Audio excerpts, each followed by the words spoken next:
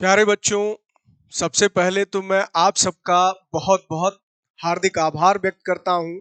मैं आपका बहुत आभारी हूं कि आप सबकी प्रेरणा से मैं आज एक नई शुरुआत कर रहा हूं। नई शुरुआत इस अर्थ में कि बहुत दिनों से मेरी एक कार्य योजना थी कि जो जीएस का पूरा पाठ्यक्रम है, जो जीएस की पूरी तैयारी है, उस पर एक कॉम्प्रिहेंसिव मैनर में एक समग्र अध्ययन की रणनीति के साथ बच्चों को कुछ इस तरह से मार्गदर्शन मिल जाए, एक ऐसा प्लेटफॉर्म मिल जाए जिस पर उन्हें सब कुछ उपलब्ध हो। यानी कि उसमें क्लासेस भी मिले, उसमें क्लास के नोट्स भी मिले, उसमें टेस्ट सीरीज भी मिले और तैयारी की एक संपूर्ण दिशा निर्देशन मिले, जिसमें यहां पर उन्हें किसी अन्य स्रोत की आवश्यकता ना पड़े। तो बहुत दिनों से आप सब इस बात के लिए मुझे प्रेरित कर रहे थे कि प्लीज सर, आप कोई भी एक ऐसा प्लेटफॉर्म डेवलप करें जहां पर जीएस का समग्र अध्ययन हम लोग कर सकें, जीएस के संदर्भ में ए टू जेड मार्गदर्शन आपका मिल सके। तो बहुत दिनों से आप सबकी प्रेरणा से ही मेरे मन में यह भी इच्छा जगी कि मैं क्यों ना एक नई शुरुआत करूं और जीएस के पाठ्यक्रम पर बिल्कुल अपडेटेड फॉर्म में, बिल्कुल नई शैली में एक कार्य योजना के साथ काम किया जाए, जिसमें आने वाली प्रतियोगी परीक्षाओं में बच्चों की सफलता 100% सुनिश्चित हो सके। देखिए, किसी भी प्रतियोगी परीक्षा की जब आप तैयारी करते हैं, कोई भी कॉम्पिटिटिव एग्जाम आप देते हैं, तो जब कॉम्पिटिटिव एग्जाम में एक बच्चा अपीयर होता है, एक अभ्यर्थी उसमें शामिल होता है, तो उसके मस्तिष्क में, उसके माइंड में एक ही बात होती है कि मैं इसमें सफल हूं। सफल होने के लिए वो पूरी तरह प्रतिबद्ध होता है, पूरी तरह कमिटमेंट शो करता है। लेकिन इसके बाद जब परिणाम आता है तो बच्चों, आप भी जानते हैं कि लाखों के मन में निराशा होती है। बहुत गिने चुने अभ्यर्थी होते हैं, बहुत सिलेक्टेड कैंडिडेट होते हैं जो सफलता की सीढ़ी पर चढ़ते हैं, सफलता के पायदान तक पहुंचते हैं। तो आखिर ऐसा क्या कारण है कि जब हमने पूरी प्रतिबद्धता दिखाई, हमने भी वही प्रयास किया, हमने भी मेहनत की, तो हमारी असफलता क्यों रही? हमारी असफलता का कारण क्या रहा? इन्हीं सब संदर्भों में आज मैं आपसे जुड़ने जा रहा हूं, आपसे बात करने जा रहा हूं। और आज जो सिलसिला मैं शुरू कर रहा हूं, यह सिलसिला अब आपकी तैयारी संपूर्ण होने तक जारी रहेगा। तो आज मैंने भी एक कमिटमेंट किया है, आज मैंने भी एक प्रतिबद्धता दिखाई है कि अब मैं नियमित रूप से आप सभी बच्चों से जुड़ा रहूंगा और आपके लिए मैं अपने YT पर, अपने YouTube पर यह सेशन नियमित रूप से जारी रखूंगा, जिससे आपको एक सही मार्गदर्शन मिले, आप सही ढंग से तैयारी कर सके। तो मैंने जो बात शुरू की कि सफलता और असफलता, इसका कारण अगर पता चल जाए कि जो सफल होने वाले अभ्यर्थी हैं वो ऐसा क्या करते हैं कि उन्हें पहले प्रयास में सफलता मिल जाती। अगर कोई पहले प्रयास में असफल हो जाता है तो दूसरे प्रयास में वो सफल हो जाता है, और या कोई तीसरे प्रयास तक जाता है। लेकिन ऐसे लाखों अभ्यर्थी हैं जो निरंतर प्रयास करने के बाद भी सफल नहीं हो पा रहे। तो इसके पीछे वजह क्या? सफल और असफल होने में अंतर किस बात का? अगर बच्चा ये जान जाए, अगर अभ्यर्थी ये जान जाए, छात्र ये जान जाए, तो शायद वो कोई कसर ना छोड़े जिससे उनकी सफलता में कोई चीज बाधा बने।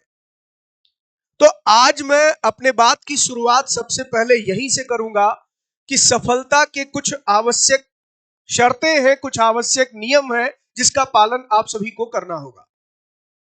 आप सब जानते हैं कि परीक्षाओं की तिथि भी अब आपके सामने स्पष्ट है, नोटिफिकेशन आ चुका है।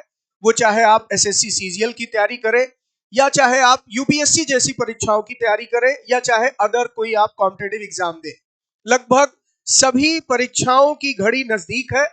और ऐसे में यही उचित समय है जब आप अपनी तैयारी को पुख्ता करें, अपने तैयारी को बेहतर ढंग से नियोजित करें और एक नियमित अभ्यास का सिलसिला शुरू कर दें। तो यह नियमितता आपको मेरी तरफ से भी मिलेगी और साथ में आपका समय समय पर ऐसे ही मैं मार्गदर्शन करता रहूंगा। और ये नियमित कक्षाएं आपको, ये जो रेगुलर क्लासेस आज से स्टार्ट कर रहा हूं, ये अब आपको कंप्लीट सिलेबस तक मिलने वाली। मेरी क्या कार्य योजना है, मेरी क्या रणनीति है, ये भी आज बच्चों आपको बताऊंगा। लेकिन सबसे पहले बात मैं आपके साइड से, आपके पक्ष से करूंगा। तो मैं अपने बात का सिलसिला शुरू करूं उससे पहले एक बार पुनः आप सभी का मैं अपने वाईटी चैनल इंसेप्शन पर बहुत बहुत हार्दिक स्वागत करता हूं। मैं विगत 17-18 वर्षों से अधिक समय बीत चुका है जब अपनी संस्था इंसेप्शन में बच्चों को मार्गदर्शन देते आ रहा हूं, और यह सिलसिला अभी तक ऑफलाइन मोड में ही चल रहा था, लेकिन इंसेप्शन का एक प्रॉपर वाईटी चैनल बनाकर अब मैं आपके लिए इंसेप्शन की क्लासेस नियमित रूप से अपने इस चैनल पर जारी रखने वाला हूं। बीच में कुछ ऐसे दौर आए जहां पर मैं कुछ अन्य प्लेटफॉर्म पर भी जुड़ करके आपको क्लासेस देने की कोशिश करता रहा, लेकिन अब बिल्कुल एक नए मोड में, एक नए सिरे से और एक नए पाठ्यक्रम के अनुरूप हम लोग अपनी तैयारी को बेहतर करने की कोशिश करेंगे। तो दरअसल बात आज यहां मैं शुरू कर रहा था कि सफल होने की आवश्यक शर्तें क्या है, इसको जाना जाए।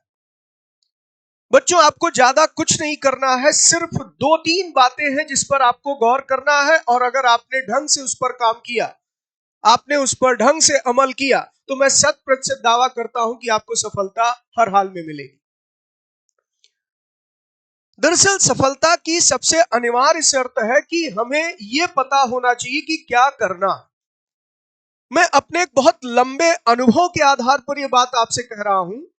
मैंने बहुत सारे बच्चों से व्यक्तिगत संपर्क करके देखा, उनके अध्ययन की रणनीति को मैंने देखा, उनकी मेहनत को मैंने देखा, और फिर भी देखा उन्हें आशानुकूल परिणाम नहीं मिला।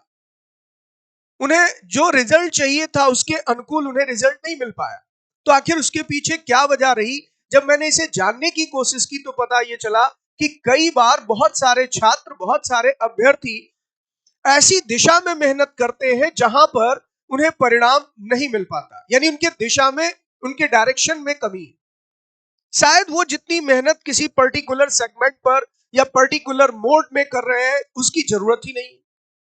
तो पहले यह जानना बहुत जरूरी है कि हम क्या करें।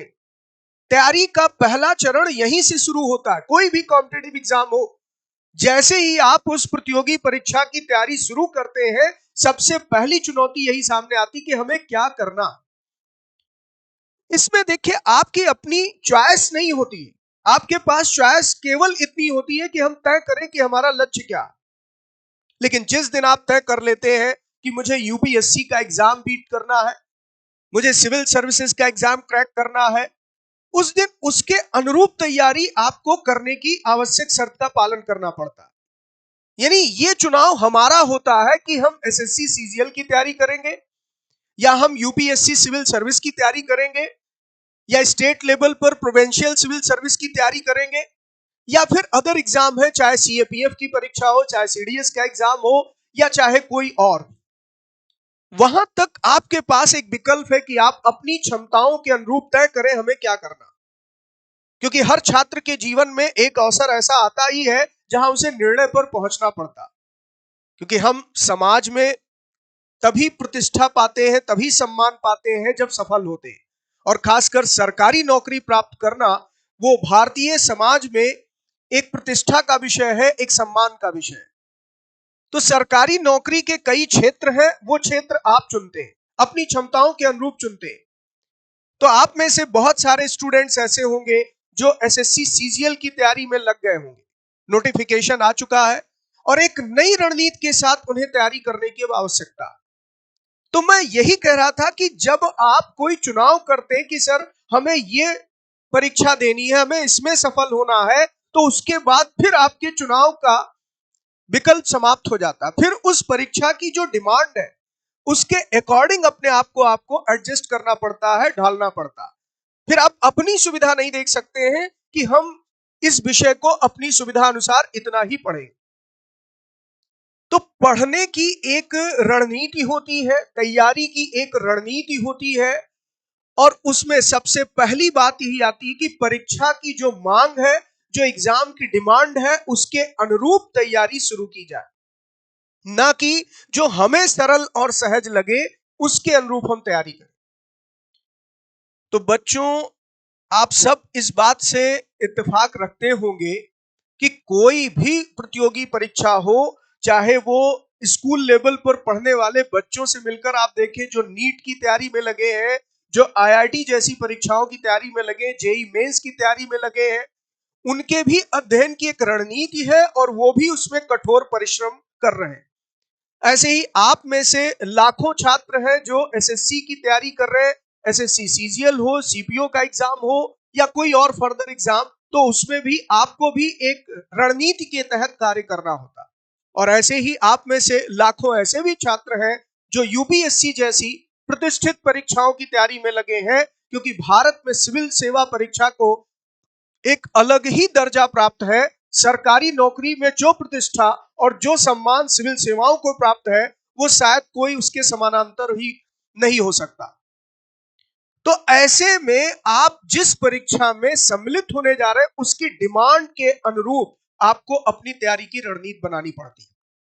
यानी ये जानना बहुत जरूरी है कि उसकी डिमांड क्या है, उसमें क्या चीजें पूछी जाएंगी।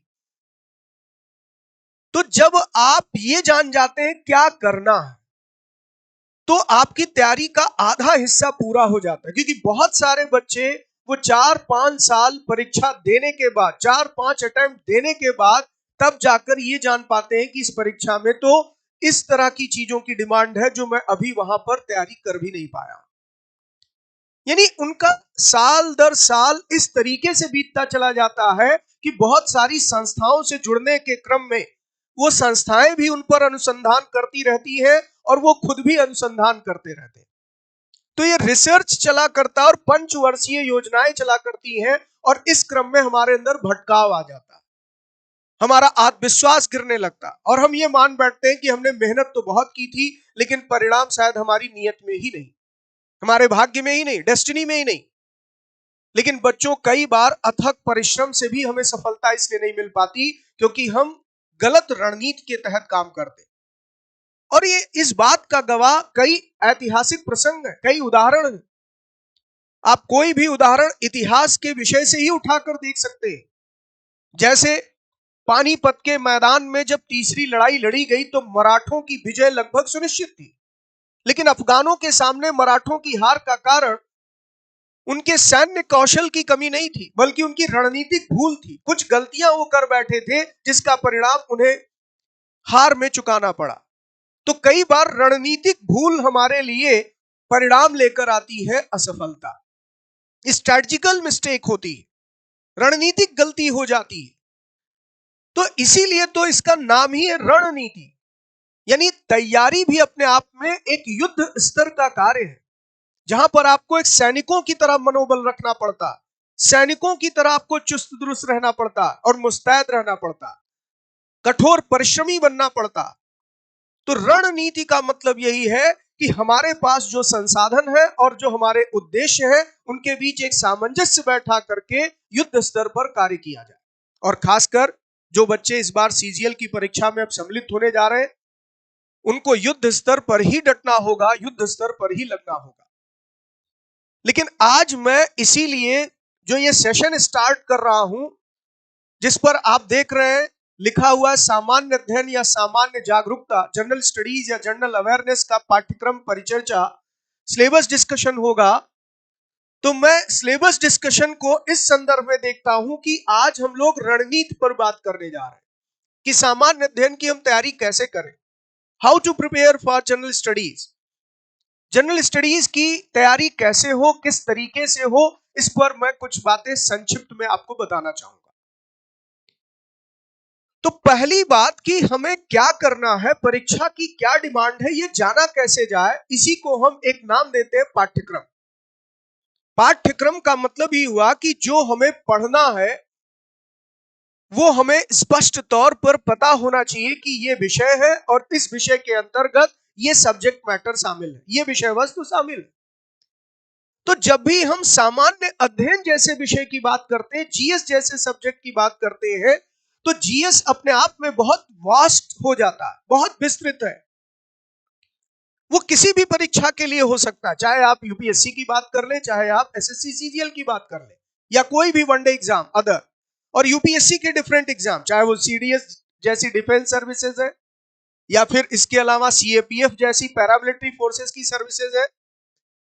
तो ये डिपेंड करता है कि आप किस तरह की परीक्षा की तैयारी में है। लेकिन एक खास बात बता दूं बच्चों कि कोई भी प्रतियोगी परीक्षा हो सरकारी नौकरी के संदर्भ में, उसमें सामान्य अध्ययन एक कंपोनेंट है, जीएस एक कंपोनेंट है।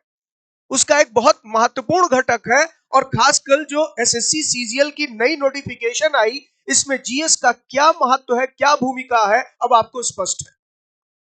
इस पर भी मैं कभी आपको समय देकर अलग से बताऊंगा कि इसकी कितनी अहम भूमिका होने जा रही है, कितनी निर्णायक भूमिका होने जा रही है। क्योंकि जीएस का दो क्षेत्रों पर प्रभाव होता है। एक तो समय प्रबंधन में इसकी बड़ी भूमिका है, टाइम मैनेजमेंट में।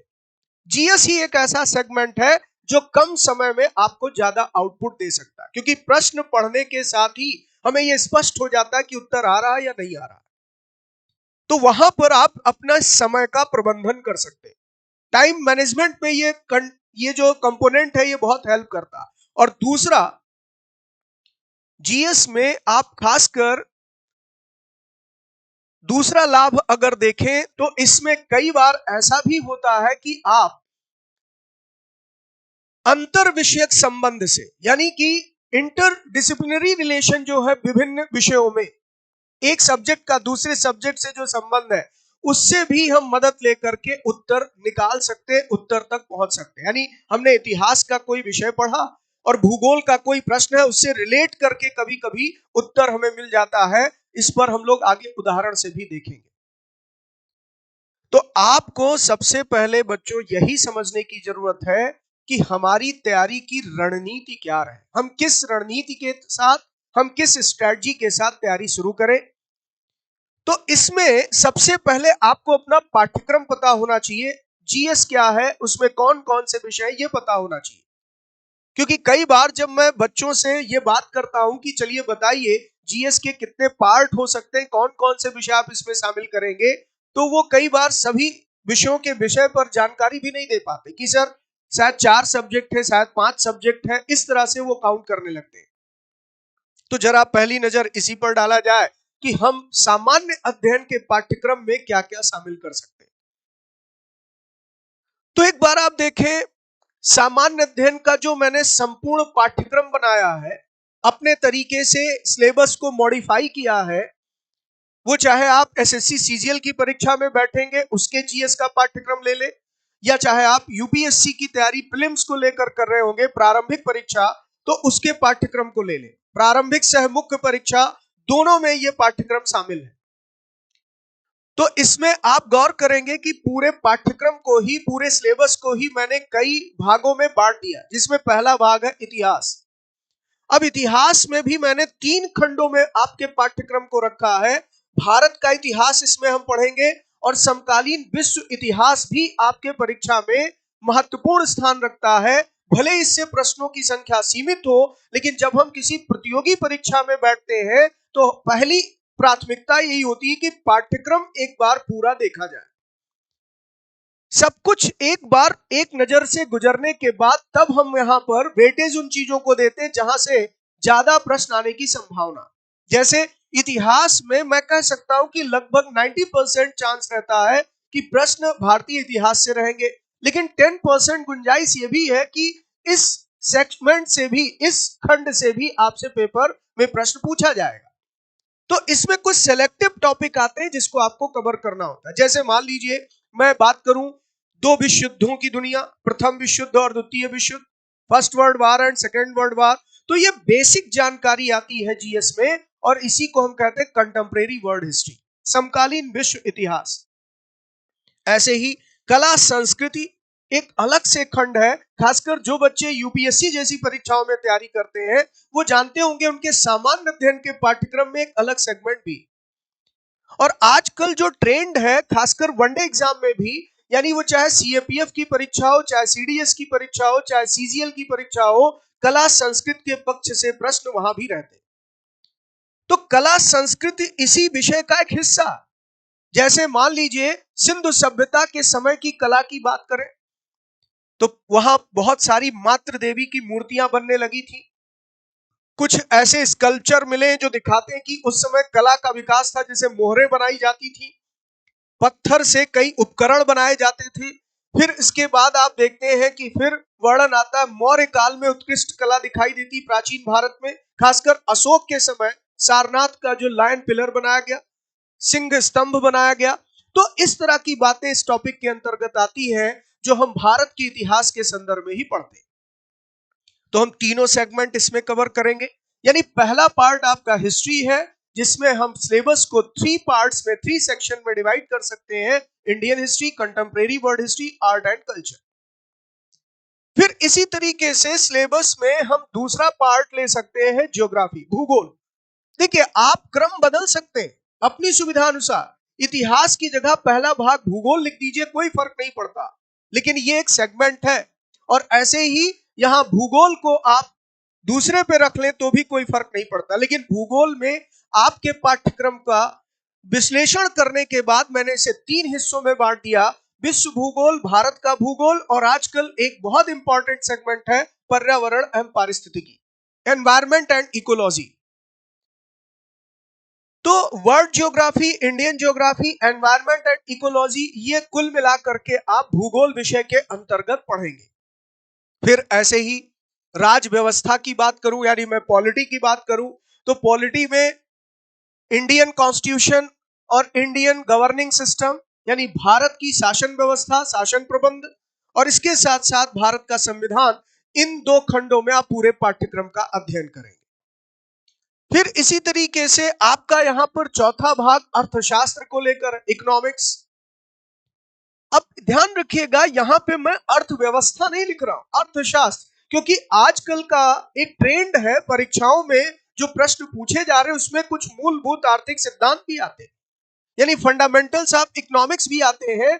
वो चाहे माइक्रो इकोनॉमिक्स के सेगमेंट से हो, चाहे मैक्रो इकोनॉमिक्स के, यानी व्यष्टि अर्थशास्त्र और समष्टि अर्थशास्त्र के जो मौलिक सिद्धांत हैं उस पर आधारित भी कुछ प्रश्न पूछे जाते हैं।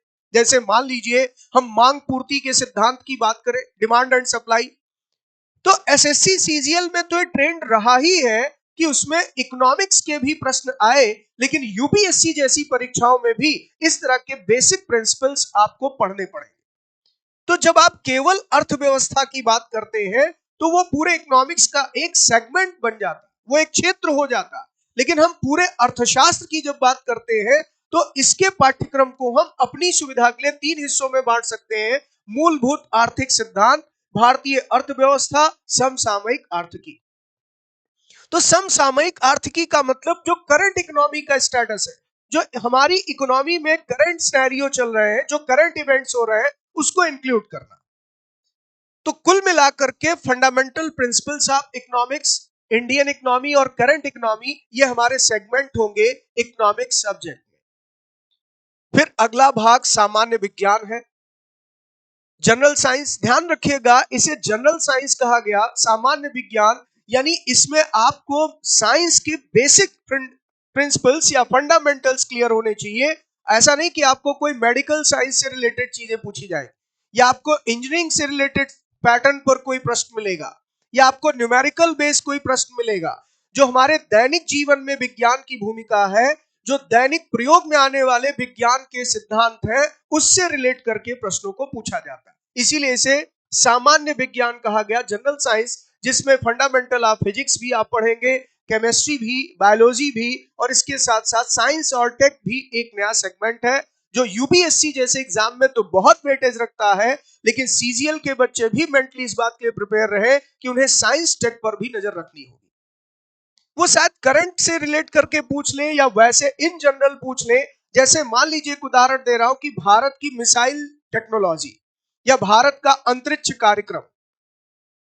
तो जैसे आपने कुछ टर्म सुने होंगे, चंद्रयान मिशन, गगनयान मिशन, इस तरह की चीजें कहीं ना कहीं विज्ञान और प्रौद्योगिकी के अंतर्गत आप लोग पढ़ेंगे। तो इसमें यहां पर हम लोग विज्ञान के पाठ्यक्रम को 4 हिस्सों में बांटकर अध्ययन कर सकते हैं। फिर ऐसे ही जनरल साइंस की मैंने जो बात की कि fundamental of physics, chemistry, biology, science and tech, ये आपका जीएस का एक सेगमेंट हो गया। ऐसे ही हम यहाँ पर करंट अफेयर्स का बहुत इंपॉर्टेंट सेगमेंट देखते, समसामयिक घटनाएं, यानी इसमें राष्ट्रीय और अंतरराष्ट्रीय जगत में जो होने वाली महत्वपूर्ण घटनाएं हैं, वो चाहे राजनीतिक क्षेत्र में हो, चाहे आर्थिक क्षेत्र में हो, चाहे सांस्कृतिक क्षेत्र में हो, या कोई अन्य क्षेत्र आप चुने, जैसे खेल कूद का क्षेत्र है, या फिर साहित्य का क्षेत्र है, पुरस्कारों का क्षेत्र है। इस तरह की चीजें आपको करंट अफेयर्स में कवर करनी है। लेकिन इसमें इंटरनेशनल और नेशनल लेवल पर जो इंपॉर्टेंट इवेंट्स हैं उनका एक्सपोजर इसमें आपको तैयार करना होगा।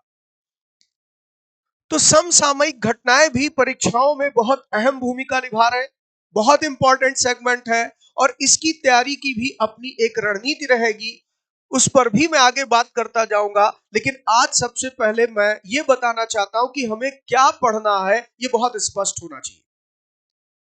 यानी आज के बाद जब भी आप जीएस की बात करें, जनरल स्टडी की बात करें, तो कम से कम ये क्लियर रहे कि हमारे कितने सेगमेंट हैं और उसी के अकॉर्डिंग तो हम अपनी स्ट्रेटजी तैयार करेंगे, उसी के अनुरूप तो हम अपनी रणनीति बनाएंगे। इसमें से कोई भी सेगमेंट आप छोड़ नहीं सकते, ये नहीं कह सकते कि सर इसको हम छोड़ देते हैं, इसका परीक्षा में कम महत्व है, क्योंकि जब आप किसी प्रतियोगी परीक्षा में सम्मिलित होते हैं तो एक एक अंक बहुत निर्णायक साबित हो। तो प्रयास तो अपनी तरफ से हमें अपना 100% करना होगा, 100% एफर्ट करना होगा। तो पहले अपने पाठ्यक्रम को बहुत अच्छे से बच्चों समझिए। पाठ्यक्रम जितना स्पष्ट होता है, हमें पढ़ने का तरीका उतना बेहतर मिलता जाए। ये वही बात है कि हम जिस डेस्टिनेशन पर जा रहे हैं, रास्ता हमें मालूम है। यदि रास्ता मालूम है, भले ही वो दूर तक यात्रा है, लेकिन फिर भी हमें स्पष्ट है कि हमें कितनी दूर यात्रा करनी है, हम अपनी मंजिल तक कितनी दूरी तय करके पहुंचेंगे। और यदि रास्ता भी नहीं मालूम है तो मंजिल और दूर होती चली जाती, भटकाव का डर रहता। तो इसलिए पाठ्यक्रम की भी अपनी एक भूमिका है तैयारी में। आपके तैयारी का पहला चरण ही यहीं से शुरू होता है कि पाठ्यक्रम को जाना जाए, सिलेबस को जाना जाए। और आज का ये स्पेशल जो सेशन आपके लिए लाया हूं, वो इसी संदर्भ में बात करने के लिए लाया हूं कि आपका पाठ्यक्रम क्या रहेगा और फिर उस पर हमारी कार्य योजना क्या रहेगी, किस रणनीति के तहत हम लोग इस पर काम करेंगे। तो ये करंट अफेयर्स का सेगमेंट है और फिर इसमें एक सेगमेंट मैंने जोड़ा है सामान्य जागरूकता या सामान्य ज्ञान। इसीलिए ब्रैकेट में नीचे लिख दिया है विविध, यानी जनरल अवेयरनेस कहिए या जनरल नॉलेज कहिए, मिसलेनियस। दरअसल मिसलेनियस टर्म का मतलब यह होता है कि यहां पर आपसे जो प्रश्न पूछे जाएंगे उसे पर्टिकुलर किसी सब्जेक्ट डोमेन में फिट करना बहुत मुश्किल हो जाएगा। आप ये नहीं कह सकते कि सर ये इतिहास का प्रश्न है, ये भूगोल का प्रश्न है या करंट अफेयर्स का प्रश्न है। जैसे अगर मैं आपसे मान लीजिए ये प्रश्न करूं कि माउंट एवरेस्ट पर चढ़ने वाली पहली महिला कौन थी, भारतीय नहीं, मैं विश्व संदर्भ में भी बात कर रहा हूं, वो चाहे भारत की हो चाहे विश्व के किसी अन्य देश की। तो माउंट एवरेस्ट पर चढ़ने वाला पहला व्यक्ति कौन था, ये तो आप सब तुरंत बता देते हैं। लेकिन अगर ये प्रश्न आ गया, मतलब अगर मेल की हम बात करें, पुरुष की बात करें तो बता देंगे, पहला व्यक्ति पर्सन कौन था तो भी आप बता देंगे कि सबसे पहले माउंट एवरेस्ट किसने फतह की थी। लेकिन अगर यह पूछ लिया जाए कि माउंट एवरेस्ट पर चढ़ने वाली, माउंट एवरेस्ट के शिखर को फतह करने वाली पहली महिला कौन थी, तो शायद ही आप में से कुछ बच्चे इसका उत्तर दे पाए। तो इस तरह के प्रश्न पर अब मैं आपसे यह पूछूं कि बताइए इतिहास से आया, ये भूगोल से आया, ये एनवायरमेंट इकोलॉजी से आया या करंट अफेयर से आया, तो ये किसी भी सेगमेंट में फिट नहीं होगा, क्योंकि ना तो ये करंट अफेयर्स है, समसामयिक घटना तो है नहीं। समसामयिक घटना का मतलब होता है कि जिस वर्ष आप परीक्षा में सम्मिलित हो रहे हैं, उस वर्ष के संदर्भ में जो महत्वपूर्ण घटनाएं हैं, पूरे साल भर जो घटनाएं घटित हुई अंतरराष्ट्रीय और राष्ट्रीय जगत में, उसे हम कहते हैं करंट इवेंट्स। लेकिन यहां तो आपसे एक ऐसा प्रश्न पूछा जा रहा है जो हो सकता है वो 50 साल पहले की बात हो। तो आप कहेंगे सर ये तो बहुत पुराना करंट पूछ लिया। नहीं, ये करंट नहीं है, इसको हम कई बार बोल देते हैं स्टैटिक जीके। तो जिसे आप स्टैटिक जीके कहते हैं, उसी को यहां पर हम सामान्य ज्ञान कह सकते हैं या विविध प्रकार के पूछे जाने वाले ऐसे प्रश्न। जैसे चंद्रमा की धरती पर कदम रखने वाला प्रथम भारतीय, आप सब तुरंत आंसर दे देंगे। अंतरिक्ष में जाने वाला प्रथम व्यक्ति। इस तरह के प्रश्नों को आप किसी सब्जेक्ट डोमेन में फिट नहीं कर सकते। ये नहीं कह सकते इतिहास भूगोल के प्रश्न है, लेकिन परीक्षा में ऐसे प्रश्न भी पूछे जाते हैं, तो उसे आप इसके अंतर्गत कवर करें। इस पर भी मैं आपकी क्लासेस लेने वाला हूं। और फिर एक हिस्सा मैं जीएस में ही जोड़ रहा हूं, हालांकि उसको आप अलग भी ट्रीट कर सकते हैं, लेकिन पहले जो ट्रेंड था परीक्षा का, उसमें जीएस में ही अलग से एक दो प्रश्न आ जाया करता था। अब उसकी संख्या और बढ़ेगी, वो है कंप्यूटर की सामान्य जानकारी। तो कंप्यूटर पर आधारित प्रश्न भी आजकल विभिन्न प्रतियोगी परीक्षाओं में पूछे जा रहे हैं और इनकी संख्या बढ़ी, क्योंकि आप जानते हैं कि वर्तमान शताब्दी जो सेंचुरी चल रही है इसे हम टेक्नो सेंचुरी कह सकते हैं, खासकर इसे सूचना क्रांति का युग कहा जाता है। तो इंफॉर्मेशन टेक्नोलॉजी में बहुत सारे डेवलपमेंट हुए और आज कंप्यूटर की दुनिया पूरे ग्लोबल लेवल पर, वैश्विक स्तर पर अपनी अहम भूमिका निभा रही, खासकर भारत जैसे देश के लिए तो आप कह सकते हैं कि इसकी बहुत ही महत्वपूर्ण प्रभाव है या बहुत ही महत्वपूर्ण इसका आप देख सकते हैं कि योगदान है भारत का इस क्षेत्र में।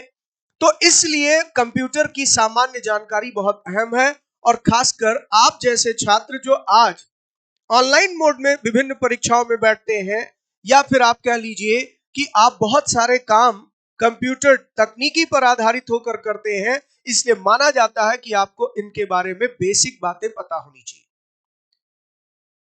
तो बहुत बेसिक चीजें पूछी जाती है कि स्पेशलाइज्ड क्वेश्चंस नहीं आते, आपसे ये नहीं उम्मीद की जाती कि आप इसके एक्सपर्ट हैं, लेकिन कम से कम इतनी उम्मीद की जा सकती कि आप ये जाने सीपीयू क्या है या फिर कंप्यूटर की प्रोग्रामिंग के बारे में कुछ बेसिक चीजें, तो इस पर भी आपको यहां पर अध्ययन करना होगा।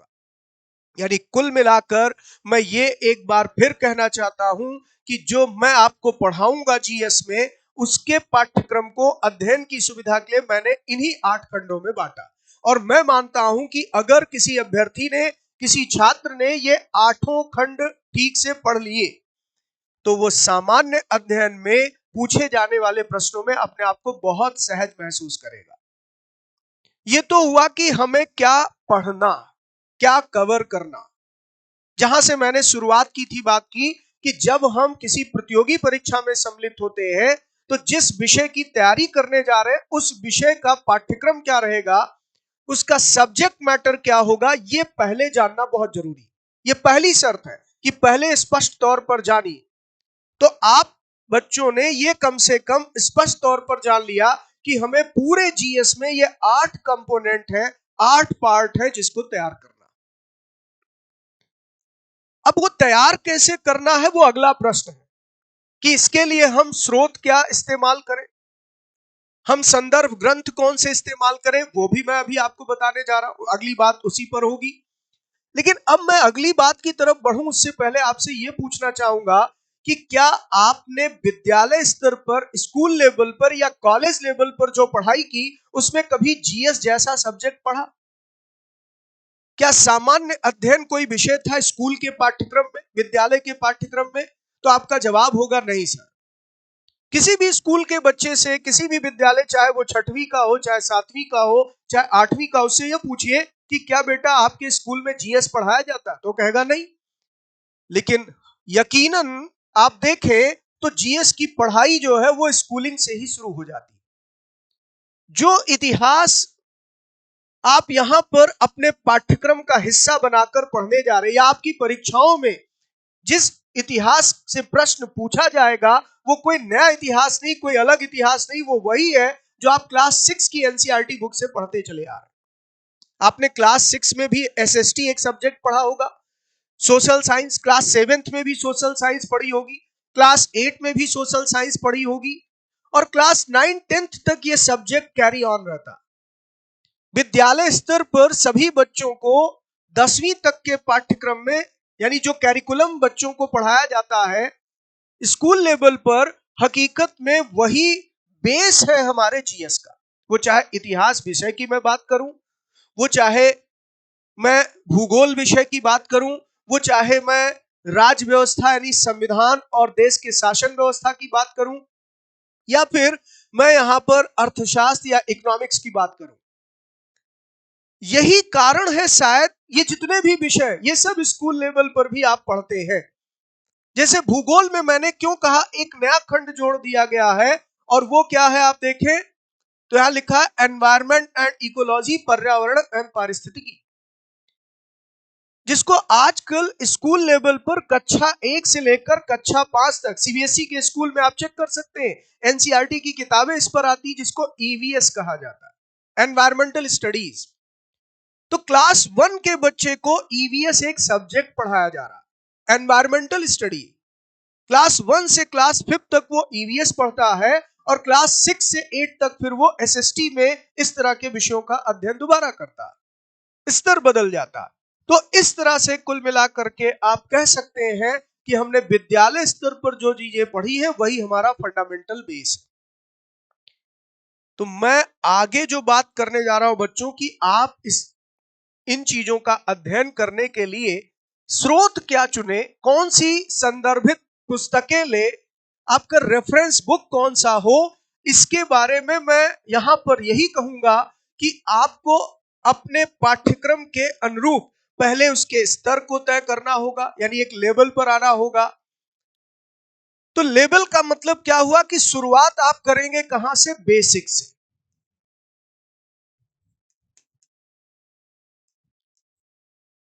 मूलभूत, और मूलभूत बातों की तैयारी के लिए सबसे बेहतर संदर्भ ग्रंथ है एनसीईआरटी की पाठ्य पुस्तकें।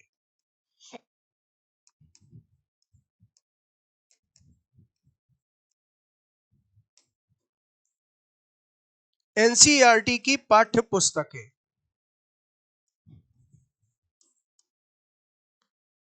टेक्स्ट बुक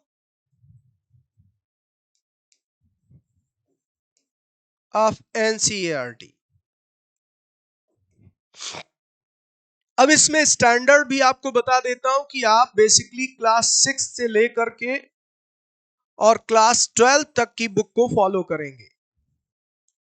कक्षा 6 से लेकर के कक्षा 12वीं तक की जो पाठ्य पुस्तकें हैं इन्हीं का आप अध्ययन करेंगे, जिसे आप कह सकते हैं बेसिक्स की तैयारी, यानी फंडामेंटल यहीं से आपका मजबूत होगा। और आप यकीन मानिए, अगर आपने 6 से 12 तक की सभी विषयों की पाठ्य पुस्तकें, चाहे वो इतिहास है, चाहे वो कला संस्कृति है, चाहे समकालीन विश्व इतिहास है, चाहे वो भूगोल है, चाहे वो राज व्यवस्था है, अगर ये सारे विषय आप इस एनसीईआरटी के आधार पर पढ़ लेते हैं तो मैं दावे से कहता हूं कि आप यूपीएससी के प्रीलिम्स एग्जाम के लिए भी कुछ विशेष करने के लिए नहीं बचेगा। फिर आप अपनी सेल्फ स्टडी से ही वो एग्जाम क्रैक कर देंगे। कम से कम प्रीलिम्स के लिए तो मैं दावा कर सकता हूं। अलग एफर्ट आपको लगाना होगा, लेकिन बेस यही बना है। इवन मैं आप जब मेंस परीक्षा की तैयारी करेंगे तो वो भी यहीं पर आपको मदद मिलेगी, यानी फंडामेंटल यहीं से मिलेगा, आपके कॉन्सेप्ट यही बनेंगे। तो एनसीईआरटी की पाठ्य पुस्तकें आपके लिए सबसे बड़ा आधार। ये कहना तो बहुत आसान है कि तो 6वीं से 12वीं तक की एकेडमिक बुक्स है, लेकिन इन किताबों को इस ढंग से लिखा गया है जिसमें समझना भी उन्हें एक चुनौती। जैसे मान लीजिए कि आप क्लास 7th की हिस्ट्री की बुक उठाते, जैसे मैं बात करूं क्लास 6 की बुक, क्लास 7th की बुक, क्लास 8 की बुक, और मैं बात कर रहा हूं हिस्ट्री की। तो जो नई वाली एनसीईआरटी बुक आपको मिलेगी, इसका टाइटल लिखा होगा हमारे अतीत। हमारे अतीत नाम से आपको इसकी 3 खंड मिलेंगे। हमारे अतीत का पहला खंड, फिर दूसरा खंड और फिर तीसरा खंड। 3 खंडों में ये एनसीईआरटी की किताबें आपको बटी हुई मिलेंगी, जो अभी रिसेंट बुक चल रही है सीबीएसई बोर्ड में, एनसीईआरटी का जो कैरिकुलम। तो ये जो पहला खंड है आप देखेंगे, ये बेसिकली एंशिएंट इंडिया कवर करता है, प्राचीन भारत। जो दूसरा खंड यानी क्लास 7th के बच्चों को जो पढ़ाई जाती है वो मेडिवल इंडिया कवर करता है, मध्यकालीन भारत। और जो क्लास 8 लेवल की बुक है वो कवर करता है मॉडर्न इंडिया, आधुनिक भारत। लेकिन जैसे क्लास 7th की बुक आप उठाइए तो आप देखते हैं कि जो इसका अध्याय 1 है, अध्याय 1 यानी चैप्टर 1, तो इसमें आप क्या पाएंगे? लिखा रहता है 1000 वर्षों के दौरान, 1000 वर्षों के दौरान हुए परिवर्तन की पड़ताल, परिवर्तनों की पड़ताल, की पड़ताल, यानी जो थाउजेंड्स ईयर्स में जो चेंजेस आए उस पर फोकस करता है ये। तो अब कहीं भी आपको ये नहीं लिखा मिलेगा मध्यकालीन भारत लिखा, हमारे अतीत लिखा है और उसमें पहले अध्याय का शीर्षक ये टाइटल ये क्या बताता है, इसमें एक कॉन्सेप्ट छिपा हुआ, ये कौन से 1000 वर्ष की बात कर रहा है।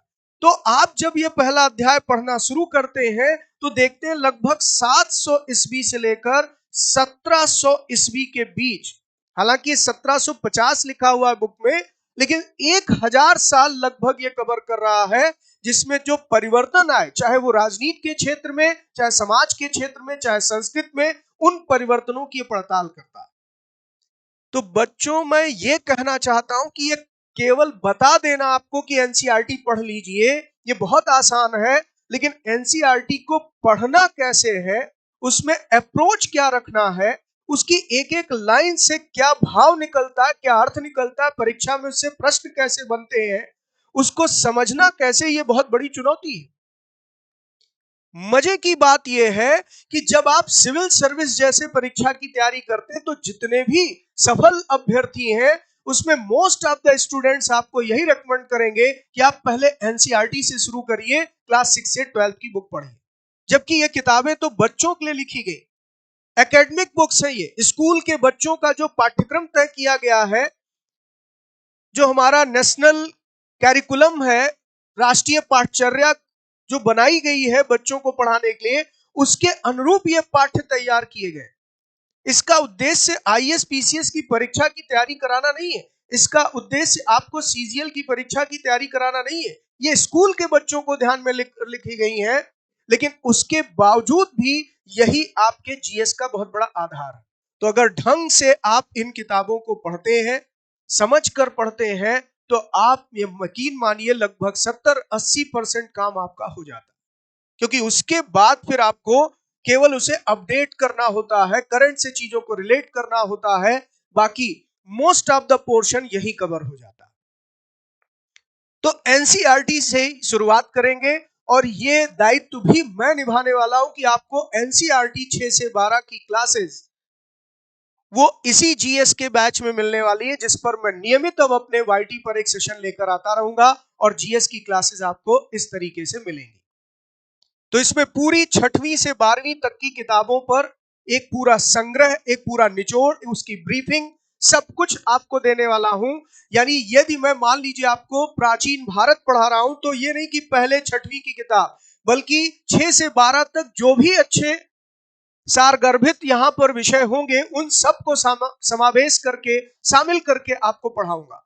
मेरा कहने का भाव यह है कि जैसे कक्षा 11 में पुरानी एनसीईआरटी की जो बुक आती थी रामशरण शर्मा की, उसके भी मैटर उसमें होंगे, और क्लास 6 की हमारे अतीत का जो पहला खंड आप पढ़ते हैं वो भी इसमें होगा।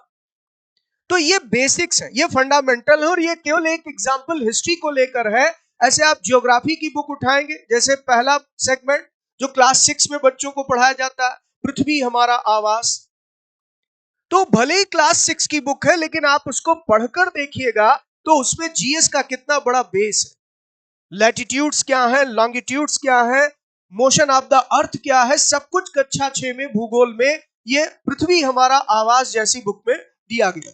सॉरी। तो मैं इसी नजरिए से आपको क्लास 6 से 12 तक की पूरी एनसीईआरटी बहुत विस्तार से पढ़ाऊंगा।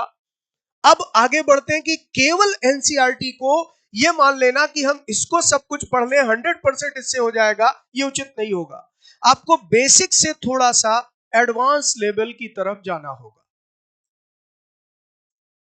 यानी आपको थोड़ा सा उच्च स्तर पर जा करके तैयारी करनी होगी, उच्च स्तर पर कुछ अच्छी किताबों का चयन करना होगा, और यहां पर आपको कुछ पर्टिकुलर टॉपिक के लिए अलग अलग रेफरेंस यूज करने होंगे। जैसे मान लीजिए मैं कुछ टॉपिक पसंद करता हूं, एनआईओएस की जो बुक आती है, नेशनल ओपन स्कूल की बुक जो आती है, इसके साथ साथ यहां पर आप देखेंगे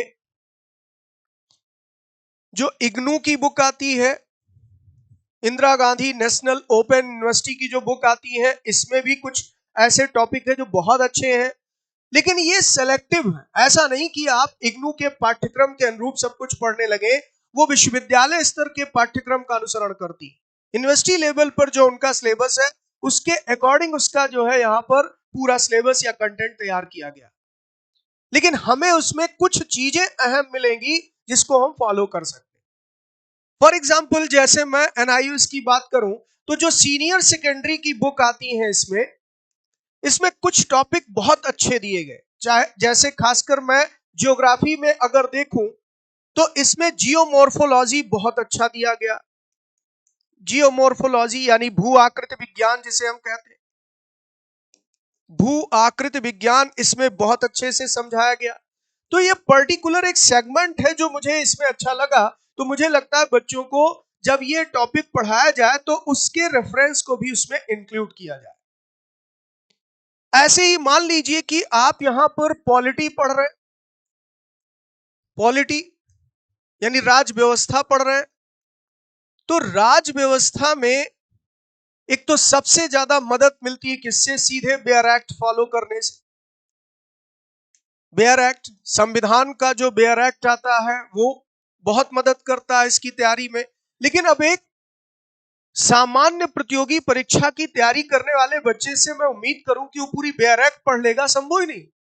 ना तो आवश्यकता है और ना ही वो इस बेयर एक्ट को पढ़कर ढंग से समझ पाएगा, क्योंकि इसकी वर्डिंग पूरे लीगल फॉर्म में या लॉ के रूप में लिखी हुई दिखती है, जैसे कानून की किताब।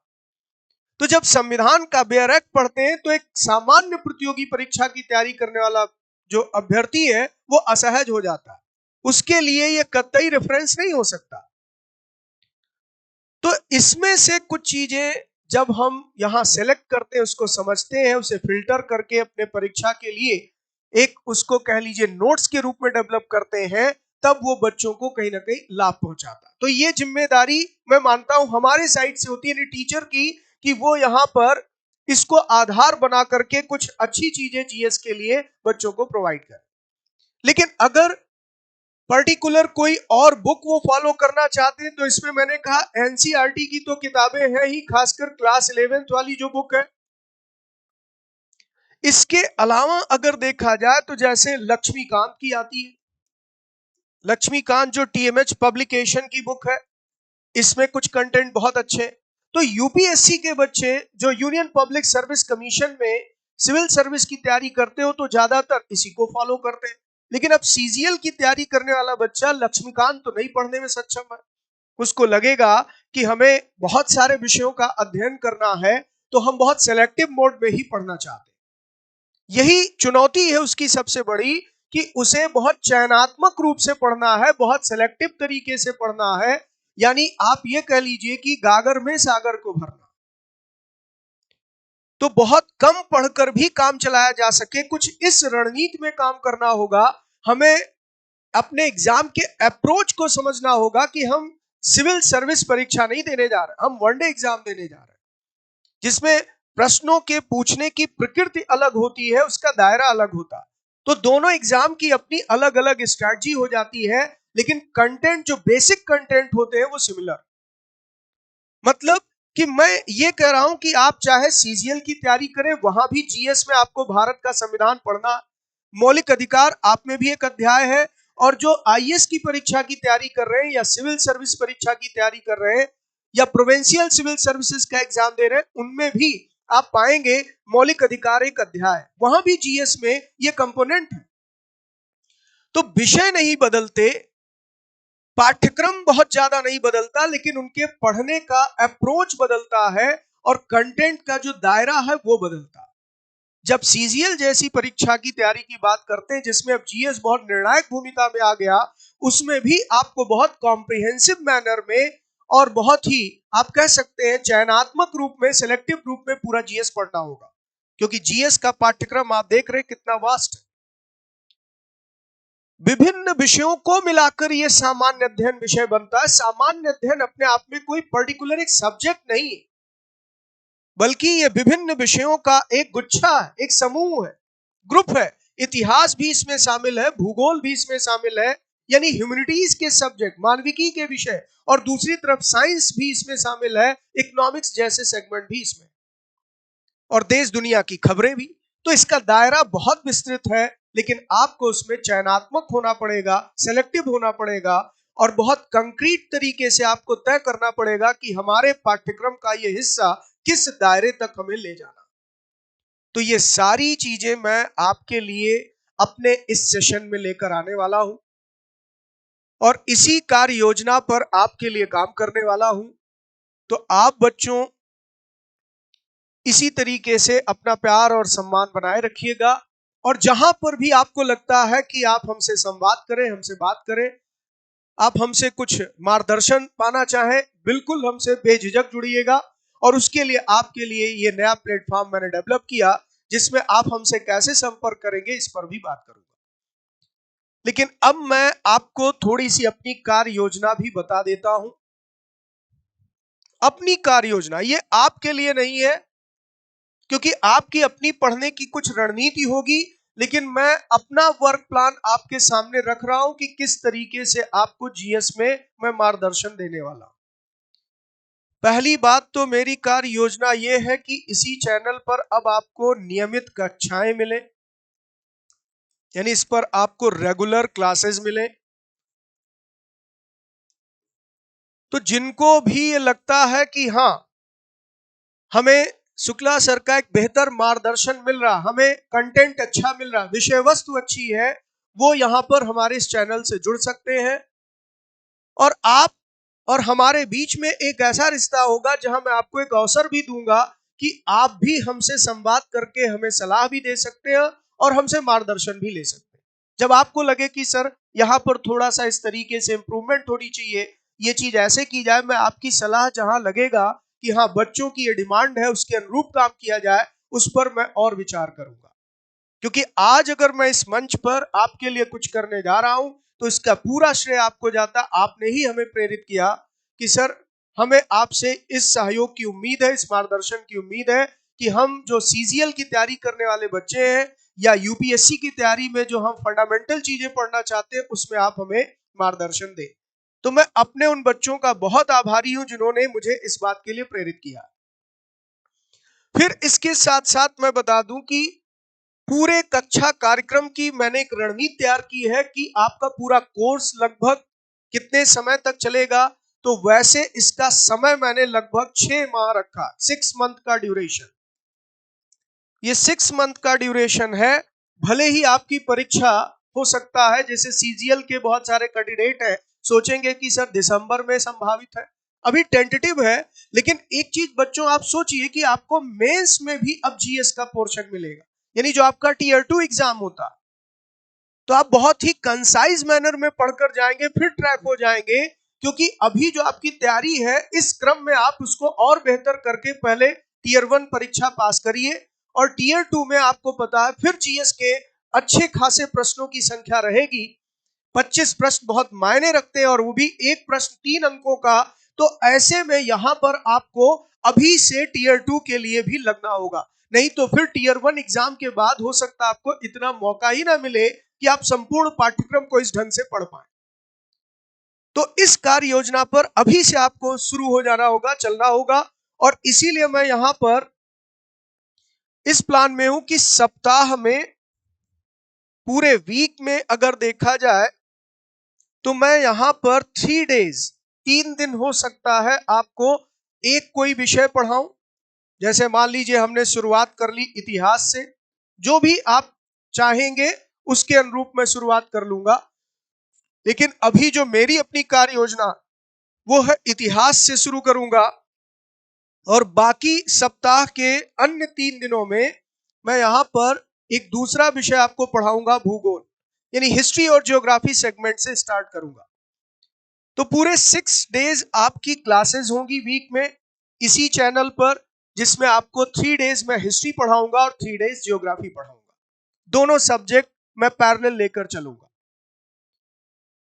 जब इसका पाठ्यक्रम समाप्त करूंगा, तो उसके बाद हो सकता है इतिहास की जगह राज व्यवस्था यानी पॉलिटी शुरू कर दूं, और भूगोल की जगह पर हो सकता है इकोनॉमिक्स यानी अर्थशास्त्र शुरू कर दूं। तो हम लोग इस तरह से साइमल्टेनियसली चेंज करते हुए विषय पर आगे बढ़ेंगे और पाठ्यक्रम पूरा करने की कोशिश करेंगे। फिर इसके साथ साथ देखिए, एक और मेरे लिए बहुत बड़ी चुनौती थी कि इतना वास्ट सिलेबस टाइम पर कवर किया जाए। उसके लिए मैंने एक रणनीति और बनाई है कि क्लास में जो कुछ भी डेवलप होगा, जो भी पढ़ाया जाएगा, बोर्ड पर जो भी मैं लिखूंगा, ये तो आपके पास पीडीएफ के रूप में पहुंचेगा ही पहुंचेगा, एनोटेशन के साथ। जो भी मैटर यहाँ है वो पीडीएफ आपको मिलेगा। लेकिन इसके साथ साथ मैंने आपके लिए यहां पर अलग से जो नोट्स बनाए हैं, हैंड रिटन नोट्स,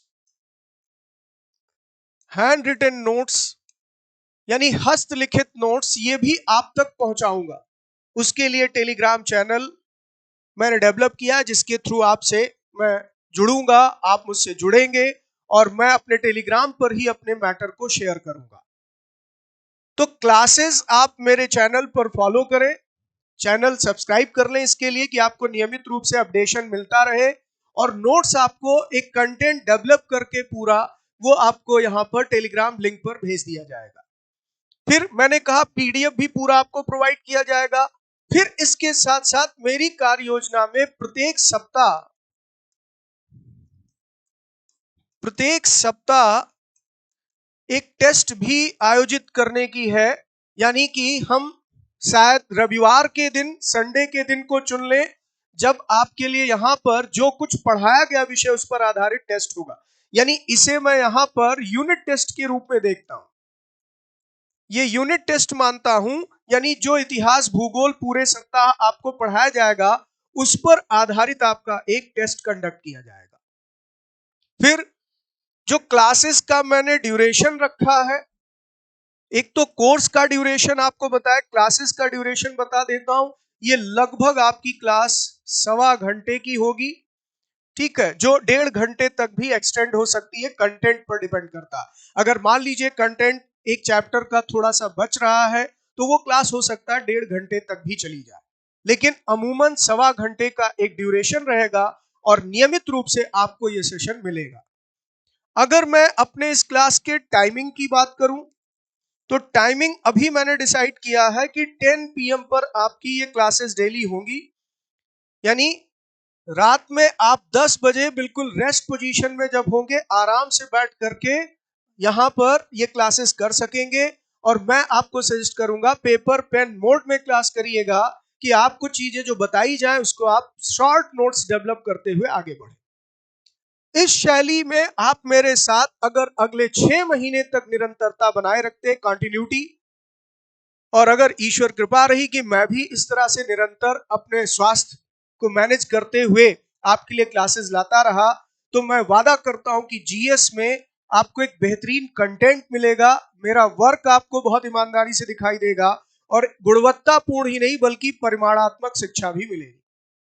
मैं 2 चीजों पर फोकस करने जा रहा हूं, एक क्वालिटेटिव एजुकेशन और एक क्वांटिटेटिव एजुकेशन। यानी गुणवत्ता भी बनी रहे और परिमाण भी बहुत अच्छा हो, क्योंकि कई बार पाठ्यक्रम में हम बहुत चयनात्मक जब हो जाते, बहुत सिलेक्टिव, तो कई चीजें छोड़कर आगे बढ़ जाते। बहुत सारे टॉपिक ऐसे होते हैं जो परीक्षा के लिए बहुत अहम है लेकिन पता चला उस पर चर्चा भी नहीं हुई। तो मैं कोशिश ये करूंगा कि पूरे सिलेबस का कॉम्प्रिहेंसिव मैनर में आपको क्लासेस मिले, और साथ में जहां पर मुझे संक्षिप्त होने की आवश्यकता होगी उसको अगर विस्तार भी देना होगा तो नोट्स के माध्यम से वो चीजें आपको प्रोवाइड करूंगा। तो मेरा सेल्फ डेवलप किया हुआ नोट्स और इसके साथ साथ मेरी क्लासेस, ये दोनों का मेल आपके लिए, ये दोनों का संगम आपके लिए पैनीसिया साबित होगा जीएस में, ये मैं वादा करता हूं आपसे। और इसी नियमितता को बनाए रखते हुए मैं आपको यहां पर एक गुणवत्तापूर्ण जीएस की क्लासेस देने की कोशिश करूंगा। तो बच्चों, आज के सत्र को मैं समाप्त करूं उससे पहले एक बार आप सबको मैं अपना व्यक्तिगत संपर्क नंबर फिर से बता देता हूं। आप में से बहुत सारे बच्चे मुझसे अभी भी जुड़े हैं, व्यक्तिगत संपर्क में हैं, वो बार बार पूछते भी थे सर कब स्टार्ट कर रहे हैं। तो मैं पहले तो आप सबको ये शुभ संदेश दे दूं कि आज से ये सिलसिला शुरू कर दिया है, और दूसरी बात आपके प्रति एक आभार भी व्यक्त कर दूं कि इसका पूरा श्रेय आपको जाता है, क्योंकि मैं अभी नाम लेना शुरू करूंगा तो लिस्ट लंबी है, इसलिए मैं यहां नाम नहीं ले रहा हूं। लेकिन हां, यहां मैं एक विशेष आभार अभिनय सर को भी दूंगा, क्योंकि वो मेरे मित्र भी रहे और मेरे साथ सह अध्यापन कार्य में भी रहे, और उन्होंने अपने बहुत सारे बच्चों को ये सलाह दी थी कि वो मुझसे संपर्क करें, और उसके बाद बच्चों के फोन की बाढ़ आ गई। बहुत सारे बच्चों ने संपर्क किया, उन्होंने कहा सर जीएस की क्लासेस हमें चाहिए। तो मैं अभिनय सर का भी इस बात के लिए विशेष आभारी हूं। तो यहाँ पर मैं आपको बता दूं कि जो मेरा चैनल है जीएस का, जिस पर आपको क्लासेस मिलेंगी, GS bye Rajesh Shukla sir Inception, जैसे ही आप यूट्यूब पर जाते हैं, ये आप चैनल सर्च करेंगे आपको दिख जाएगा। आप इसे सब्सक्राइब कर लें जिससे नियमित रूप से आपको क्लासेस भी मिले, अपडेशन भी मिलता रहे। और इसके साथ साथ यहाँ पर आप टेलीग्राम पर भी मुझसे जुड़ सकते हैं, आप मेरे व्हाट्सएप नंबर पर भी जुड़ सकते हैं, और कोई भी मेरे लायक जो सहयोग होगा, मैं अपने सामर्थ्य के अनुरूप आपको निरंतर सहयोग करता रहूंगा, क्योंकि मेरा ध्येय एक ही है कि बच्चों को गुणवत्तापूर्ण शिक्षा मिले, सही मार्गदर्शन मिले, बाकी परिणाम सब आपके अपने परिश्रम में होता है। तो बच्चों, अनुशासित रहिए, बहुत डिसिप्लिन मैनर में काम करिए, अपने समय का मूल्य समझिए, और पढ़ाई को मनोरंजन बस वहीं तक आप बनाइए जहां वो आपको मनोरंजन नुकसान ना दे। तो पढ़ाई अपने आप में खुद एक मनोरंजन इसलिए क्योंकि आपके व्यक्तित्व में एक निखार लाता, आप में संवाद कौशल विकसित करता, आपकी कम्युनिकेशन स्किल स्ट्रांग होती है, आप में नॉलेज दिखती है, और तब आप किसी पोडियम पर, किसी मंच पर खड़े होकर बोलते हैं तो लोग आपको सुनते हैं। इसलिए पहले तो उसका सम्मान करिए, समय का सम्मान करिए, और बहुत अनुशासित तरीके से कार्य करिए, आपको मंजिल जरूर मिलेगी। तो इसी के साथ मैं अब आप सबसे विदा लूंगा। आप सबको मेरी बहुत बहुत शुभकामनाएं। बच्चों, आप सब स्वस्थ रहिए, प्रसन्न रहिए, और नियमित रूप से ऐसे पढ़ते लिखते रहिए। और जब तक आप अपनी सफलता प्राप्त नहीं कर लेते, मंजिल नहीं प्राप्त कर लेते, तब तक बिना थके, बिना हारे निरंतर जारी रहिए। धन्यवाद।